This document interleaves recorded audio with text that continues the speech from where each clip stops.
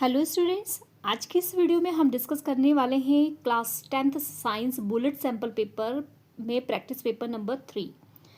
तो चलिए शुरू करते हैं। तो सबसे पहले हमारा जो है एमसीक्यू है। तो क्वेश्चनों को बेटा सोच समझ के अच्छे से सुनते हुए काम करना। तो आपको ये भी होगा कि अगर इससे रिलेटेड आपको कोई क्वेश्चन मोल्ड करके भी आता है तो आपको वो समझ आ जाएगा। ठीक है, आप सुनोगे नहीं, बस देख के टिक मार्क करके अपना सॉल्यूशन कर दोगे तो फिर कुछ नहीं समझ आने वाला। क्योंकि मैं जब समझाती हूँ आपको ये, तो उसके आगे पीछे की एक दो स्टोरी और बता देती हूँ, जिससे उससे रिलेटेड अगर कोई क्वेश्चन बन के आता है तो आपको पता लग जाता है। ठीक है, इसको ध्यान से सुना जरूर करो। तो फर्स्ट है हमारे पास यहाँ पे एक रिएक्शन दे रखी है। इस रिएक्शन में आपको बोला है कि अब आप बताओ कि किस टाइप की रिएक्शन है।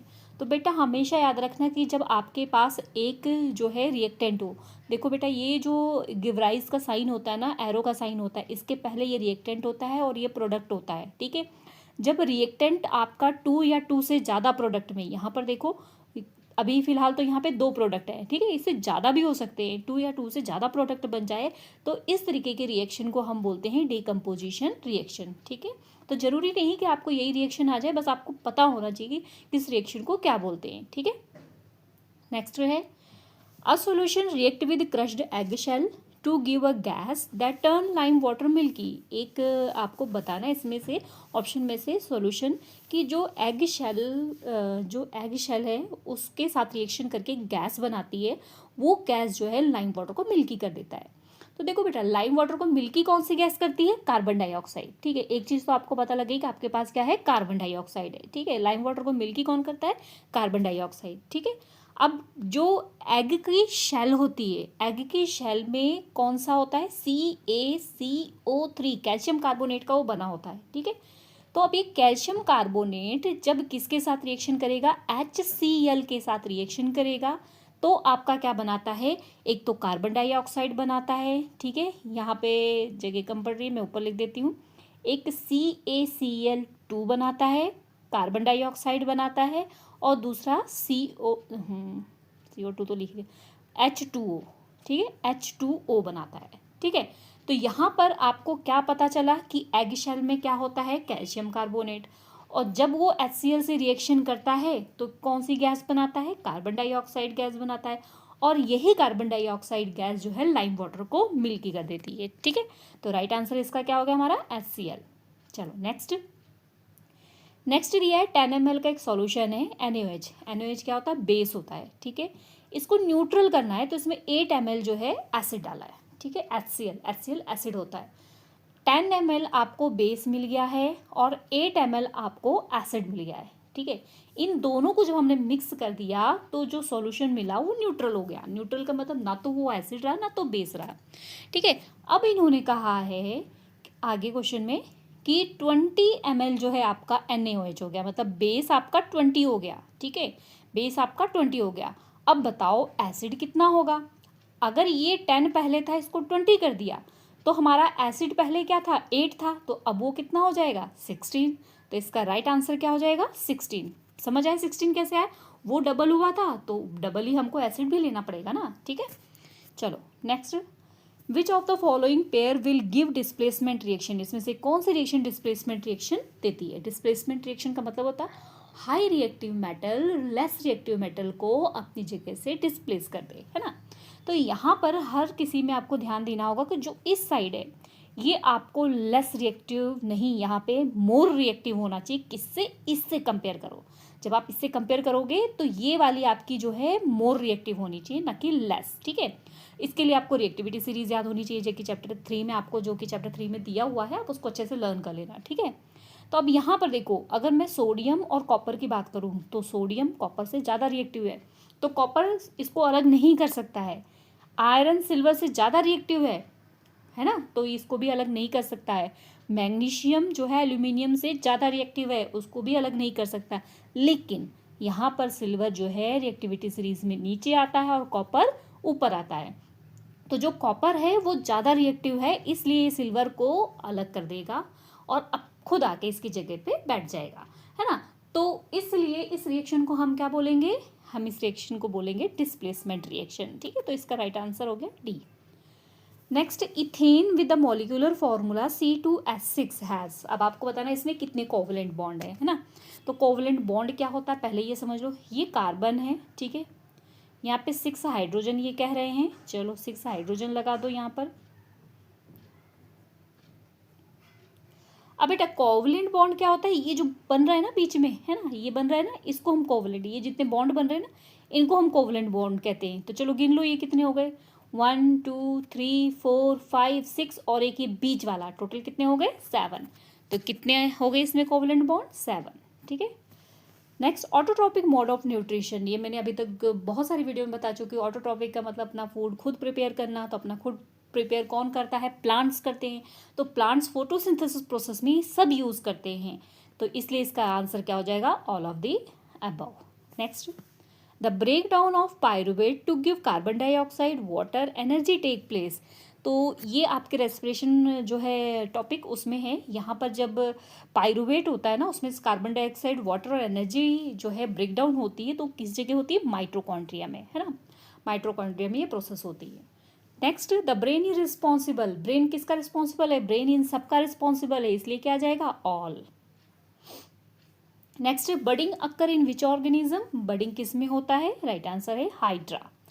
Next, image formed by a concave mirror. Concave mirror में इमेज बन रही है ना, कैसी बन रही है, वर्चुअल, इरेक्ट और लार्ज। देखो ये हम बना लेते हैं कनकेव मिरर, है ना, ये हमारा कनकेव मिरर बन गया। अब कनकेव मिरर में हमारे पास इमेज जैसी क्या बन रही है, वर्चुअल, इरेक्ट एंड लार्ज। तो बेटा हमेशा इसमें इमेज जो है इन लार्ज हमेशा दूसरी साइड ही बनती है। इन लार्ज तो इस साइड भी बनेगी, लेकिन जो इरेक्ट है मतलब सीधी है वो दूसरी साइड बनेगी, ठीक है। इन्होंने बोल दिया इरेक्ट, इरेक्ट का मतलब सीधा, ठीक है। तो अब यहाँ पर हमारे पास क्या क्या है, ये हो गया हमारे पास पोल, ये हो गया हमारे पास फोकस, और ये हो गया हमारे पास सेंटर ऑफ कर्वेचर।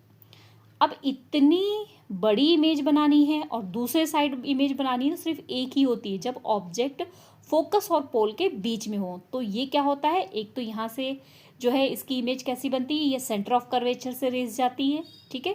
और दूसरी जो है पैरेलल जाके फोकस पे, कैसे, पैरेलल जाके फोकस पे, बट ये मिलती कहाँ है, दूसरे साइड। तो ये यहाँ पर क्या बन जाती है, इमेज।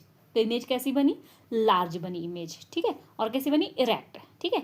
तो यहाँ पर इरेक्ट और लार्ज इमेज कब बनी, जब आपका ऑब्जेक्ट कहाँ पर आ गया था, जब आपका ऑब्जेक्ट आ गया है यहाँ पर P और F के बीच में, है ना। तो यहाँ पर हमारा राइट आंसर क्या हो जाएगा कि between pole and principal focus, ठीक है। बाकी जितनी भी आप इमेज बनाओगे ना इसकी, ये सारी इमेज इस साइड बनेगी, बड़ी जरूर बनेगी लेकिन इरेक्ट नहीं होगी, इन्वर्ट होगी, उल्टी होगी। सिर्फ एक इमेज है जो यहाँ पर इरेक्ट होती है, ठीक है। चलिए नेक्स्ट देखते हैं, where should an object be placed in the front of convex lens. अब यहाँ पे बोल रहे हैं कन्वेक्स लेंस, रियल और सेम साइज, रियल और सेम साइज। तो देखो कन्वेक्स लेंस है, ठीक है। कन्वेक्स लेंस में यहाँ पे हमारे पास ऑप्टिक सेंटर होता है बीच में, यहाँ पर हम F1 ले लेते हैं, यहाँ पर हम F2 ले लेते हैं, यहाँ पर 2F1 ले लेते हैं, यहाँ पर 2F2 ले लेते हैं, है ना। अब ये कह रहे हैं सेम साइज। तो बेटा ये याद रखना है, जब आपका जो ऑब्जेक्ट है F2 पर होगा तो इमेज भी कहाँ बनती है, F2 पर बनती है और सेम साइज की बनती है। कैसे बनेगी, यहाँ पे मैंने थोड़ा ये छोटा बना दिया, इसको बड़ा करते हैं। पैरेलल जाएगी, ठीक है, फोकस से बैंड होगी, ऑप्टिक सेंटर से जाएगी, पैरेलल चली जाएगी, लेकिन यहाँ जाके मिलेगी, यहाँ मिलेगी तब इमेज वो क्या कह रहे हैं, देखो ध्यान से समझो, वो बोल रहे हैं इमेज कैसी बन रही है, रियल बन रही है और same size of the object, ठीक है। तो यहाँ पे ये इमेज कैसी बनेगी, रियल और same size of the object. चलो तो कहाँ पर होगा ये, ट्वाइस फोकल लेंस, ठीक है। चलो नेक्स्ट देखते हैं, light entering the I is mostly reflected. हमारी आँख में जितनी भी लाइट आती है ना ऑलमोस्ट रिफ्लेक्ट हो जाती है, पता है किसकी वजह से, outer surface of cornea, cornea की वजह से। Next, at noon the sun appear white. दोपहर के टाइम में सन जो है वाइट दिखाई देता है, क्यों, देखो जब सन जो है, मान लो ये हम है, हमारे जब नून होता है ना तो हमारा सन जो है बिल्कुल हमारे हेड पे होता है, जिसकी वजह से एटमॉस्फेयर उसको कम मिलता है और एटमॉस्फेयर की लेयर्स कम मिलती हैं, जिसकी वजह से स्कैटरिंग कम होती है और स्कैटरिंग कम होने की वजह से उसमें हमें कलर नहीं दिखाई देते, वो कैसा दिखाई देता है, वाइट। तो यहाँ पे क्या आ जाएगा, light is least scat. Next, a piece of wire of resistance R cut in 5 equal parts. एक वायर का पीस दे दिया आपको, उसको 5 इक्वल पार्ट्स में काट दिया है, ठीक है, उनको कनेक्ट किया है कैसे, पैरेलल में। अब आपको बताना है उसकी रेशो। जब इसको कॉम्बिनेशन को हमने आर डैश ले लिया है तो आर अपॉन आर डैश की आपको बताना है वैल्यू, ठीक है।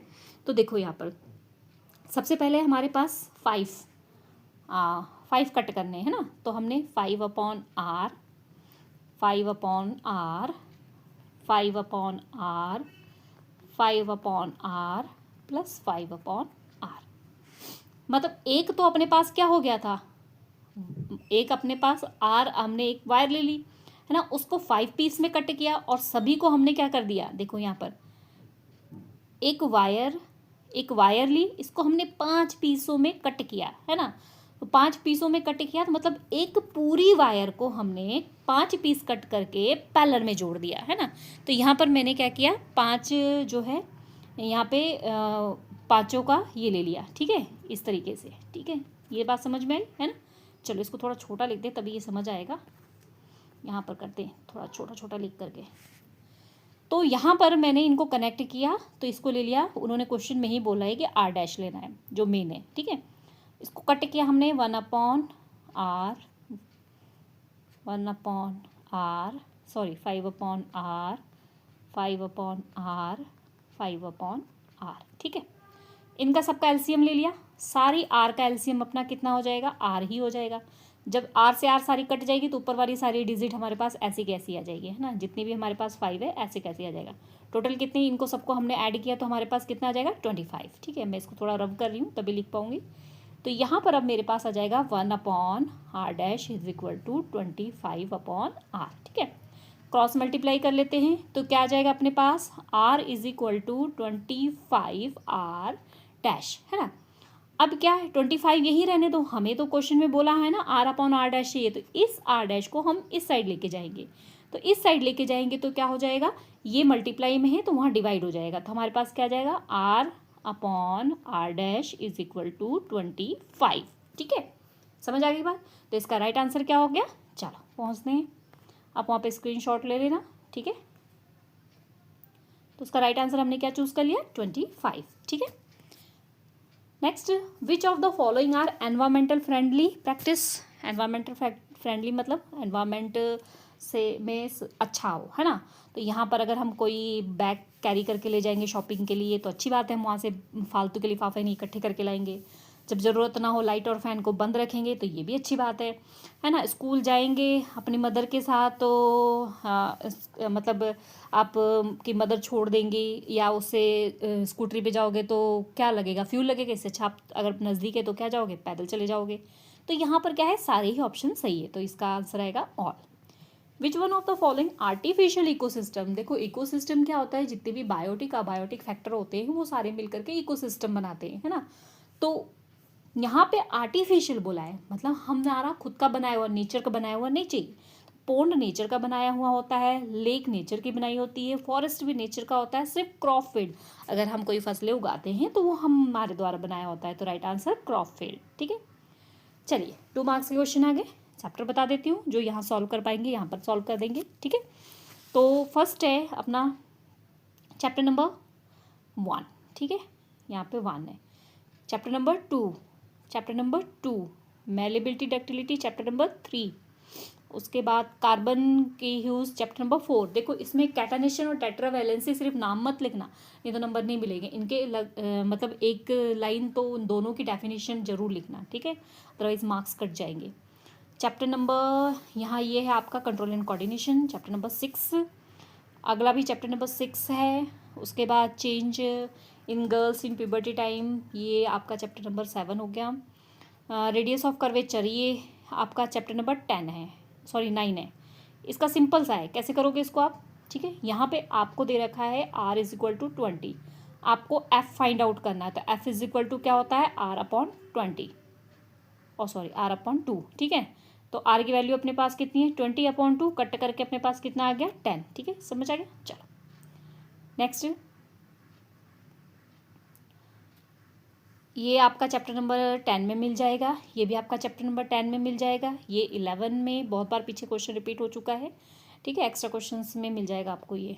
उसके बाद magnetic field intersective most important question है, ये आपको चैप्टर नंबर मिल जाएगा 12 में। ठीक है, ट्रॉपिक लेवल चैप्टर नंबर 13 में। अब ये आ गया अपना एक न्यूमेरिकल चैप्टर नंबर 9 का, तो इसको मैं सॉल्व करके थोड़ा बता देती हूँ, पहले पढ़ लो। एक कनकेव मिरर है, वो 3 टाइम मैग्नीफाइड कर रही है ना, मैग्नीफिकेशन आपको 3 टाइम दे दिया है। ठीक है, ऑब्जेक्ट जो प्लेस्ड है वो 10 सेंटीमीटर है। अब आपको इमेज बतानी है, मतलब आपको यू दे रखा है, एम दे रखा है, आपको वी पता करना है ना। तो सिंपल सा देखो कैसे करेंगे। यहाँ पर सबसे पहले हमें क्या दिया था, यू हमारे पास 10। मैंने कहा आपको हमेशा यू क्या होगा, नेगेटिव में। मैग्नीफिकेशन दिया है, मैग्नीफिकेशन -3। अब आप कहोगे मैम वहाँ पे माइनस तो लिखा नहीं, बेटा मिरर है, मिरर की मैग्नीफिकेशन हमेशा क्या होती है, नेगेटिव। क्यों? क्योंकि उसमें कैसी इमेज बन रही है, इन्वर्टेड और रियल। क्वेश्चन में हमें बोला है रियल इमेज हमेशा कैसी होती है, इन्वर्टेड।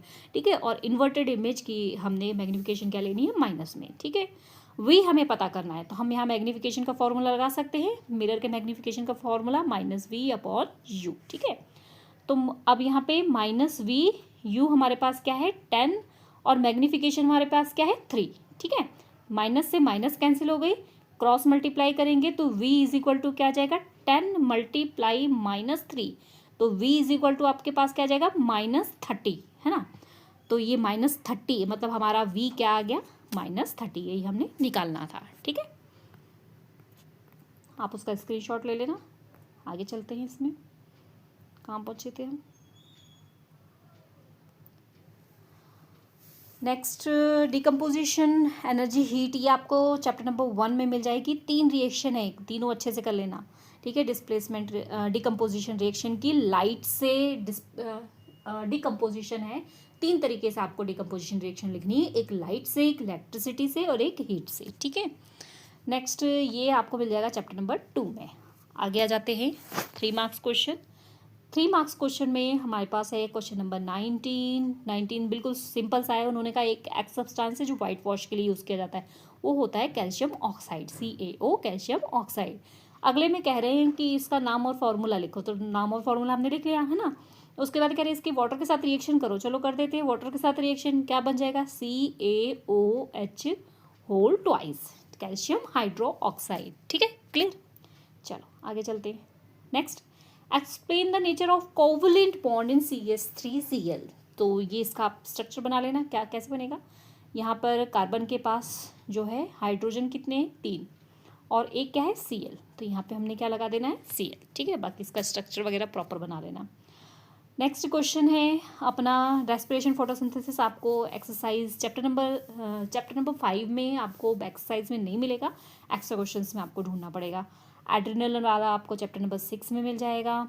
उसके बाद आपका ये आपको चैप्टर नंबर 8 में मिल जाएगा। ठीक है, ये न्यूमेरिकल है, ये आपको मिल जाएगा चैप्टर नंबर 9 में। ठीक है, आगे अपना है ये डायग्राम दिया हुआ है, what is show in the figure. Figure में क्या शो किया है, सिंपल सी एक लाइन लिखना है, magnetic field of A bar magnet. ये बार मैग्नेट की मैग्नेटिक फील्ड शो की है। बाद में इन्होंने 2 प्रॉपर्टी लिखी हुई है। ठीक है, तो 2 सिंपल सी प्रॉपर्टियाँ लिख दो, they form continue close loop, ये हमेशा क्लोज लूप बनाते हैं। दूसरा, they never intersect each other, ये एक कभी भी एक दूसरे को कट नहीं करते हैं। ठीक है, चलो आगे देखते हैं। यहाँ पे नेम लिखना है।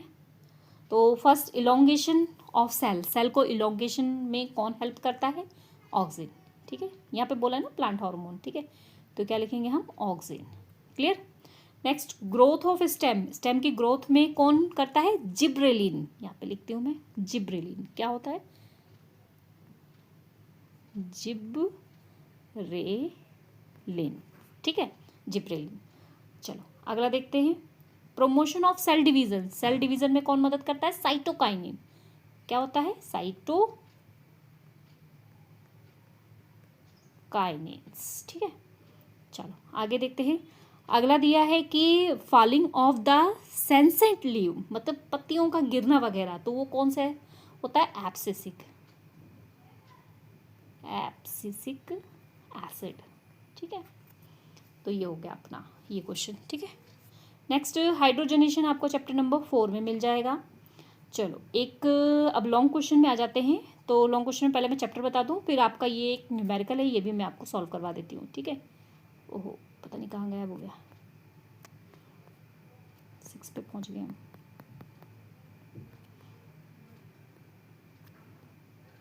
यही है, ठीक है।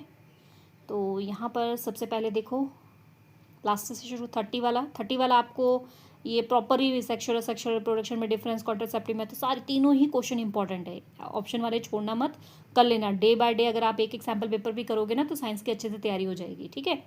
तो यहाँ पर जो है अपने पास ये आपको चैप्टर नंबर 7 के सारे क्वेश्चन हो जाएंगे, ये आपको चैप्टर नंबर 3 के हो जाएंगे। यहाँ पर ये वाला क्वेश्चन मैं पहले ही 1 वर्ड का है, अब पहले आपको बता चुकी हूँ, है ना, कि किसमें कि नॉन मेटल जो है वो गुड कंडक्टर ऑफ इलेक्ट्रिसिटी होता है ग्रेफाइट, और लस्ट्रस कौन सा होता है, आयोडीन, ठीक है। उसके बाद ये physical chemical property metal non metal, बिल्कुल सिंपल इजी सा क्वेश्चन, ठीक है, उसको भी कर लेना। आगे यहाँ पर जो है ये भी आपको चैप्टर के बैक एक्सरसाइज में मिल जाएगा 11 में, ये भी सारे एक्सरसाइज के बैक एक्सरसाइज में मिल जाएगा। ये न्यूमेरिकल है, काफ़ी इंपॉर्टेंट है, इसको मैं सॉल्व करवा देती हूँ आपको। तो देखो बेटा, वहाँ पे लिखने में थोड़ी दिक्कत आती है, इसलिए मैंने ये स्क्रीनशॉट लेके आपको ये समझा देती हूँ। तो वहाँ पे हमें 2 चीज़ एक बतानी है। एक तो जो भी हमें रेसिस्टेंस दिए हुए हैं उनको कैसे हम कंबाइन करें, हमारी मर्जी, हम जैसे मर्जी कंबाइन करें। हमें एक बार 4 ओम आंसर लेके आना है और एक बार 1 ओम आंसर लेके आना है, ठीक है। तो ये बेटा यहाँ पे कोई वो नहीं है तरीका, आप खुद से अपना दिमाग लगाना होगा कि हम ये कैसे करें कि हमारे पास एक बार 4 ओम आंसर आ जाए और एक बार 1 ओम आंसर आ जाए, ठीक है। तो मैं सबसे पहले आपको बताती हूँ, अगर आपने सारे ही जितने भी आपको वैल्यू दे रखी थी, ठीक है, आपको 2 ओम 3 ओम 6 ओम 3 वैल्यू दे रखी थी, तीनों को ही अगर आपने पैरेलल में कनेक्ट कर दिया, ठीक है, ये पैरेलल में कनेक्ट किया, ठीक है। पैरेलल में पहले फॉर्मूला लिख दोगे, क्या होता है, 1/r is equal to 1/r1 plus 1/r2 plus 1/r3, ठीक है। उसके बाद R1 R2 R3 ये वैल्यू है आपकी, ठीक है। इनकी वैल्यू आपने क्या कर देनी है, फिल कर देनी है। फिल करने के बाद आपने क्या करना है, एलसीएम लेना है, ठीक है। 2 3 6 का एलसीएम लेना है, तो इसका एलसीएम भी कितना आ जाएगा, 6 आ जाएगा, ठीक है। उसके बाद आप इसका सॉल्यूशन करोगे तो आपको सॉल्यूशन के बाद 2 3 1 ऊपर आ जाएगा। इनको सबको टोटल इतना तो आपको आता होगा ना कि एलसीएम अपना क्या आ जाएगा, यहाँ पे थोड़ा अलग तरीके से लिखा हुआ है, 6 एलसीएम आ गया, तो 6 से 6 कैंसिल हो जाता है, ऊपर क्या बच गया अपने पास, आपको सॉरी यहाँ पे ऊपर 3 है, ये यहाँ पे 6 एलसीएम आ गया, तो यहाँ पे 2 से 6 को डिवाइड किया 3 आ गया, तो हमने 3 ऊपर लिख देना है। फिर उसके बाद नीचे 3 है, 3 से डिवाइड किया तो 2 आ गया, तो 2 हमने ऊपर लिखना है। 6 को 6 से डिवाइड किया तो क्या आ गया, 1। इनको सबको प्लस किया, कितना आ गया अपने पास, 6। तो मतलब अपने पास क्या आ गया, 1/r is equal to 1/1, cross multiply कर दिया तो r इज इक्वल टू कितना आ गया, 1 ओम, ठीक है। तो ये 1 ओम तो आ गया, ठीक है। दूसरे में थोड़ा सा आपका झोल है तो उसमें आपने क्या करना है, आपने 2 रेसिस्टेंस ले लेने हैं, एक 3 ओम और 6 ओम। इसको पैरेलल में ही जैसे मैंने अभी सिखाया वैसे करना है आपने। तो उसके बाद आपको कितना आंसर आ जाएगा, आपका आ जाएगा 2 ओम, ठीक है। 2 ओम आ गया, आपके पास 3 रेसिस्टेंस थे, एक 2 ओम था, 3 ओम था, 6 ओम था। तो 3 ओम और 6 ओम तो हमने यूज़ कर लिया, लेकिन हमारा 2 ओम अभी पड़ा हुआ है ना। तो अब ये जो हमारा 2 ओम आंसर आया है, इसके साथ हमने ये जो हमारा मतलब ये आर पी मतलब रेसिस्टेंस ऑफ पैरेलल जो हमने निकाला है, उसके साथ जो हमारा 2 ओम बचा है ना, उसको हम सीरीज में कनेक्ट कर देंगे सिंपल से। तो 2 ओम कितना हो जाएगा, 4 ओम, ठीक है। एक बार में नहीं समझ आए तो वीडियो को एक बार फिर से मतलब इस न्यूमेरिकल को एक बार फिर से देख लेना, समझ में आ जाएगा। उसके बाद ये आंसर जरूर लिखना। क्या लिखेंगे हम आंसर में, to get 4 ohm connected the 3 ohm and 6 ohm resistance in parallel and this combination is series with the 2 ohm. मतलब क्या बोला है, जब हमने 4 ओम चाहिए तो हमने क्या किया, 3 ओम 6 ओम को पैरेलल में कनेक्ट किया और उसके बाद इसको सीरीज में कनेक्ट कर दिया। और जब हमें 1 ओम लिया तो हमने क्या किया, इनको सबको रेजिस्टर को कैसे कनेक्ट कर दिया, पैरेलल में। तो हमें सिंपल सा क्या आंसर मिल गया, 1 मिल गया, ठीक है। ओके स्टूडेंट्स, वीडियो हेल्पफुल लगी हो तो वीडियो को लाइक शेयर करना, चैनल पर नए चैनल को सब्सक्राइब करना। मिलते हैं नेक्स्ट वीडियो में, बाय बाय।